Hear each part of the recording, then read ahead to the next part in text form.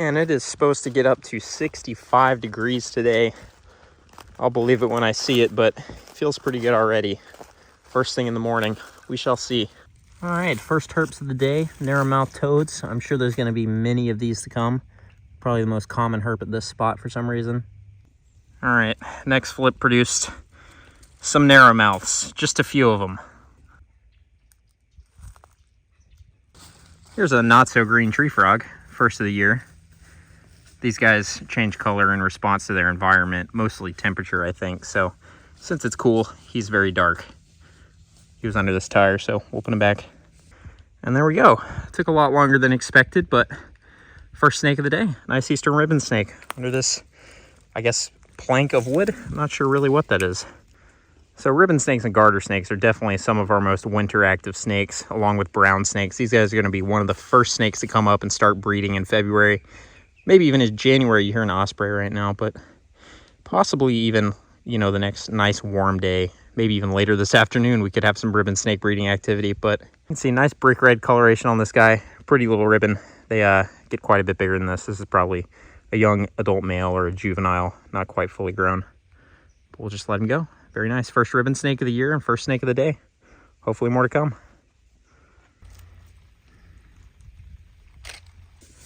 All right, Richard just flipped this little guy. Nice eastern newt eft.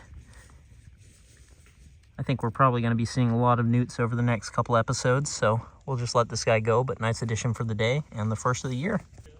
All right, here we have a couple narrowmouths, and then a green tree frog, and then another green tree frog, and then a couple of newts and narrowmouths. All right, this tire is giving me a good feeling. It's nice and high and dry in the sun. A green tree frog. Better than nothing. Well, it's really starting to look like the snakes have not been fooled by today's relatively mild weather. We've checked a lot of rock piles, a lot of dens, and have seen just one ribbon. We'll probably switch gears and look for salamanders here in a little bit if it continues at this pace. So that right there is a terrible look at our first cottonmouth of the year. Look at that. He's very skinny. And not the best looking, but a cottonmouth nonetheless. Well, he doesn't appear to have anything outwardly wrong with him. He's just not very well off. He's very skinny.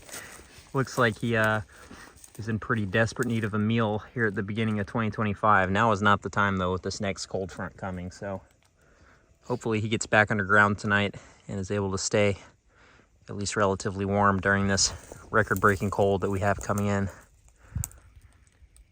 I think the fact that we do have a cold front coming in a couple of days is probably why today has been so slow. It's sandwiched between two very, very cold patterns.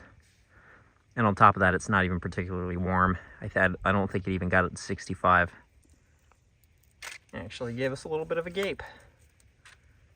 He's got a pretty face, but 2 snakes on the day. And considering what's coming over the next few days, I'm not too upset about that because we have what's likely the coldest weather of the year moving in this week, so this guy's gonna have to get back underground soon. Hey, there's a basking green anole. Second reptile of the day that we've seen actually out basking. He's very suspicious of me. Here is cottonmouth number 2. Very nice. We walked past this spot this morning and he wasn't out yet. He has taken note of our presence, as evident by the open mouth, but has yet to try to flee. I'm going to try to get closer after we have some photos. Yeah, there we go. That's a good look at our second cottonmouth of the year. This one's much healthier than the first. You can see maybe a tad skinny, but otherwise seems to be a visually healthy snake, which is very refreshing after the last one. Beautiful. This guy is super cooperative. I mean, he's just sitting right out in the open, showing us his fangs and everything. Love to see it. I'm pretty happy at this point. Nice healthy cotton, a couple more miscellaneous snakes, some newts. Not a bad day. All right, well, Richard just spotted our next snake of the day, and it looks to be a very big and healthy racer. Look at that. Hopefully that's some decent video. I feel like this is kind of shaky, but distant racer, I'm going to try to get closer, but he might zip, given that he's a racer and all. We might actually get a grab on this guy. He's backlit, so this is a terrible look, but I'm going to go for it. Now that's a nice way to end the day. Huge, healthy racer. I mean, this guy, he looks like he's in peak condition. A few tiny blisters maybe, but I mean, he's built like an indigo. Look at that. I hear leopard frogs calling in the background too. This guy has definitely not been out all day. He's cool to the touch. Wasn't really super quick to try to retreat when I walked up to him, but nice to get a big snake in hand today. All right, we'll let this big dude go. Nice, visually healthy, maybe a little bit of blister action going on racer, but otherwise a very, very good looking snake considering the weather we've had over the past week and the weather we're going to have next week. This guy is certainly going to retreat back underground once I let him go. This is probably the last day this guy's going to be on the surface for another week or two, so we'll leave him to it. But beautiful racer, first racer of the year, first in-hand large colubrid of the year. Love to see it. There he goes. Keep moving. All right, well, we're ending the day with some salamandering, and here we have what's actually a fairly rare salamander. This is the Apalachicola dusky salamander, and after the recent taxonomic revisions with this group, so not a super widespread salamander in Georgia, and where they do occur, I found them to occur in pretty low densities, so solid find. I'll get some pics.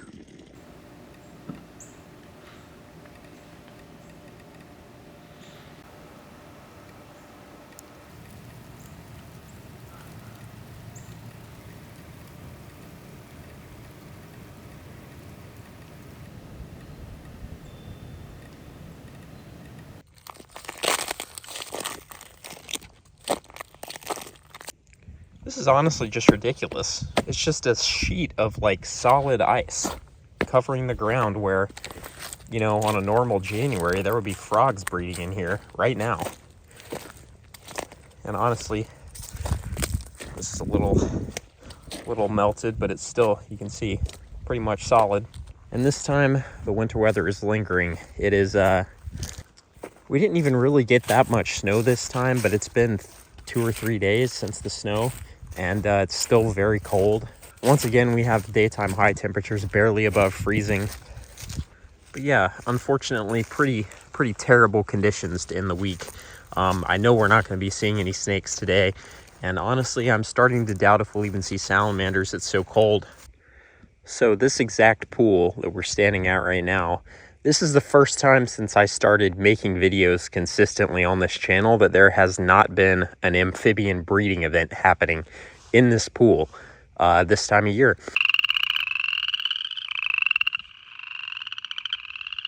I think this is going to be the first January since I started making videos in 2019 that it's been cold enough that we did not get breeding activity here in January.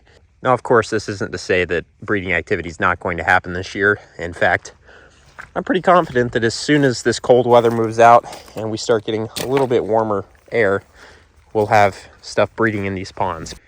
It is actually impressive just how thoroughly frozen these wetlands are.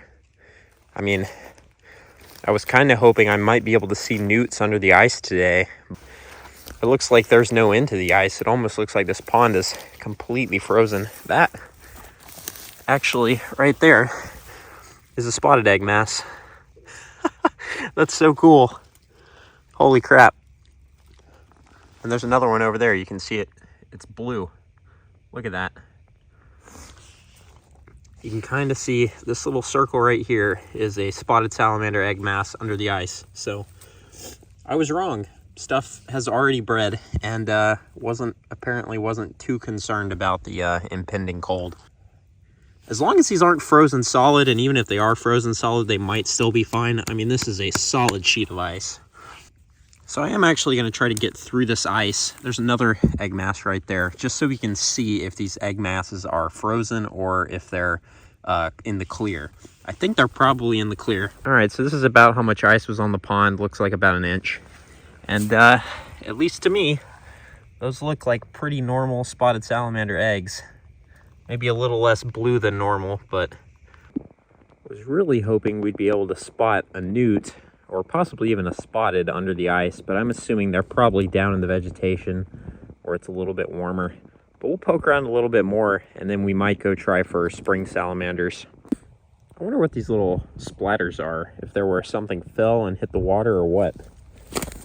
This is usually the salamanderiest stretch of the pool, so I'm hoping we'll see somebody under the ice or maybe more eggs. But honestly, this section doesn't look to even have eggs right now, kind of surprisingly, because normally it's the best.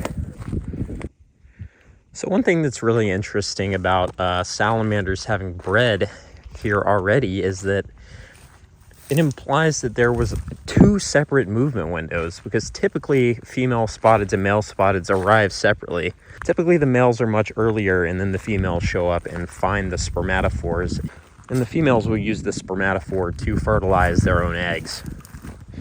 But very, very interesting. I really wish I knew when this happened. I think it was actually the day before the first snowstorm really hit. We had a really solid rain event.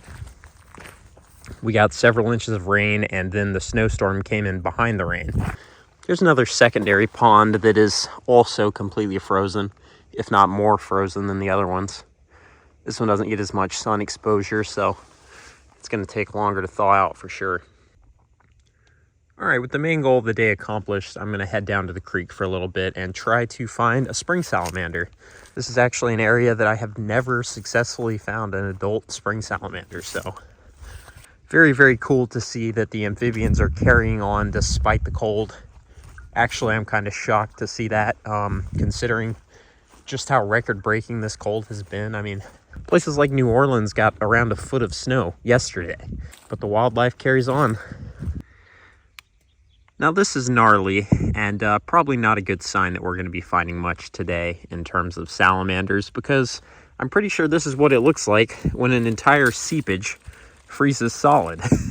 You can see it's actually kind of slowly, I can't tell if it's melting or if this is just unmelted water flowing underneath it. But all right guys, well unfortunately we are strapped for time again today because I'm still working without a vehicle, but there is light at the end of that tunnel. Tomorrow I am supposed to go pick up a new car, thankfully. So hopefully after tomorrow we will be on the road, fully mobile, fully kitted for the rest of the year. God forbid anything terrible happens. But with that being said, I think I am going to wrap today's episode up. It's been probably a little bit short considering we didn't get into many herps today, but I did think it was very cool to see all of this ice here. And even cooler to see evidence that the spotted salamanders have been breeding as if none of this is going on.